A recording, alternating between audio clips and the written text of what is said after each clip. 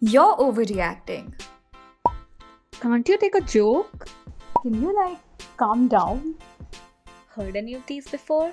Join the club. You've been gaslighted. What's gaslighting?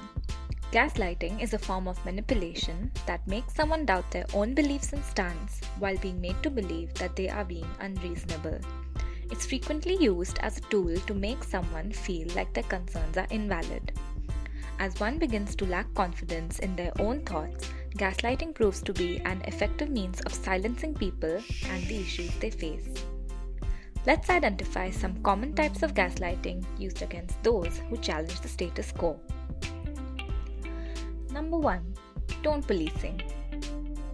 Tone policing occurs when a person's side of the conversation is immediately dismissed or ignored if it is charged with emotion, especially if the emotion is anger, frustration, or sadness. Something as simple as a calm down or why are you getting upset over this little thing, yeah, can instantly make someone feel silly about being emotional. Tone policing makes us forget that one is bound to be overcome with emotions discussing issues that they have to deal with every day, as opposed to someone who can have a detached opinion on the same thing. Being vulnerable and upset does not make one any less credible. Number 2. The devil's advocate. We've all met them and we're all tired.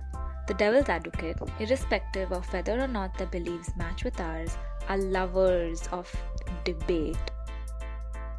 Picking an unpopular opinion for the sake of argument until it touches a nerve is just a hobby of the devil's advocate. Arguing until it drives the other person to the point of exhaustion depletes a person's emotional resources and their capacity to explain the problem. It leaves them feeling silly for even trying. The devil's advocate, intentionally or unintentionally, makes the conversation all about who can win an argument instead of actually trying to understand the topic at hand in a sensitive manner. Number 3. Straight up dismissing very real problems. Remember when you were told that things you experience every day are just figments of your imagination? Yeah, same. It's just easier to say that we will find sexism or casteism or classism in everything around us instead of recognizing that the root of most of our everyday life is indeed deeply problematic. We are given tokenistic examples of successful women and successful minorities to serve as evidence that you are what you make of yourself. Dismissal of systemic discrimination is used to make someone feel like they deserve their injustices and can earn their privileges that are simply handed over to so many others.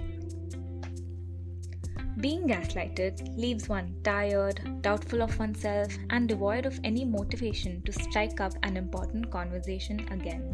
It can also make survivors of abuse or violence believe that they are responsible for what they went through.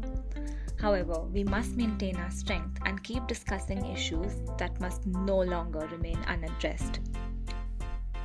So, how can we learn to be more sensitive to people's emotions?